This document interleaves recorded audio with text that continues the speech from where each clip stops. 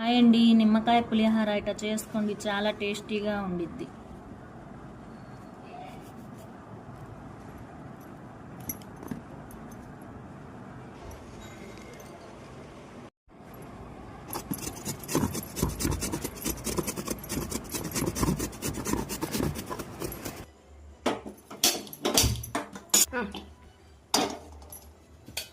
పెట్టి ఆయిల్ వేసుకుందాం.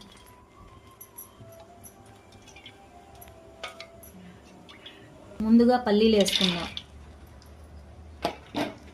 దోరగా వేగినాక తాలింపు గింజలు వేసుకుందాం. జీలకర్ర, పచ్చిమిర్చి, ఎండుమిర్చి, కరివేపాకు,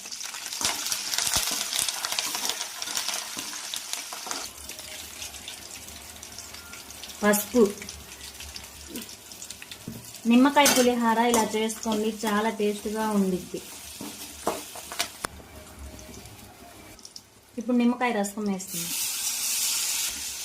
స్టవ్ ఆపేసుకుందాం. కలుపుకున్న క్యారెట్ని ఇప్పుడు కలుపుకుందాం.